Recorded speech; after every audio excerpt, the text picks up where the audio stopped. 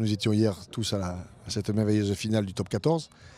Aujourd'hui, nous sommes là auprès de ce club de Valras-Sérignan qui a organisé un magnifique tournoi sur 3 jours, 1200 gamins. Tournoi de plage, c'est toujours fantastique, sympathique. Mais c'est vrai que c'est montrer aussi qu'il n'y a qu'un seul rugby. L'apothéose, je dirais, la fin le bout de l'entonnoir, il est bien sûr hier. Les meilleurs, ils jouent les finales de top 14. Mais la formation, ceux qui désirent y aller, ceux qui sont passionnés par notre sport aussi, ils sont là.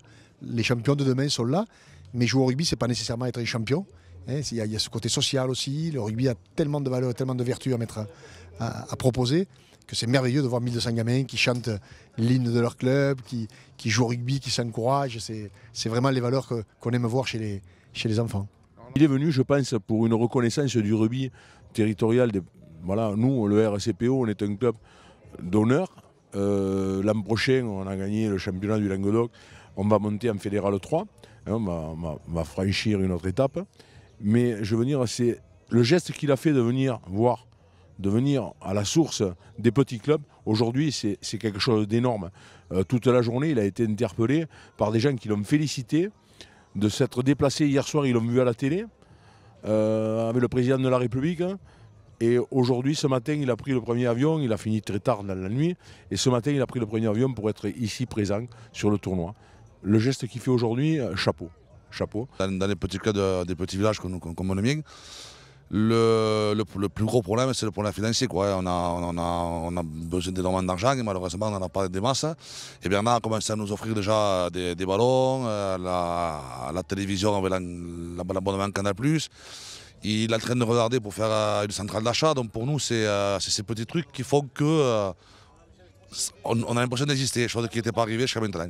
Le signe positif, c'est que dès que nous contactons la FFR, on est de suite on nous répond. Chose qu'avant on attendait un peu. Et vraiment Bernard ou Christophe Rey, qui était quand même notre référent pour la venue de Bernard à la FFR, vraiment nous répondent de suite et sans hésitation. La distribution qui va être faite en septembre prochain pour un ballon pour 5 licenciés. La distribution aussi qui a déjà commencé les téléviseurs, on fait les télévisions avec Canal+. Il y a eu un avant-goût, disons, qui nous a donné aussi 5 ballons en dehors de ce qui va être distribué en septembre.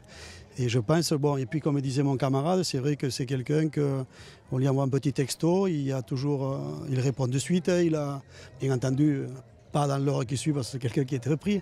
Et bon, ça fait vraiment plaisir qu'on soit bien considéré au niveau de la Fédération française de rugby, chose qui n'était jamais arrivée auparavant. C'est pour ça que j'ai toujours dit durant la campagne, on a laissé tomber les clubs amateurs. On les a laissés tomber. Voilà. On avait un objectif, c'était créer un stade qui allait nous ruiner. On a mis de l'argent à la banque, et beaucoup d'argent à la banque, et on a laissé tomber nos clubs amateurs. C'est ce qui est regrettable. C'est certainement pour cette raison que nous sommes là, que nous avons gagné. Donc moi, tous les engagements que j'ai tenus, je les mettrai en place.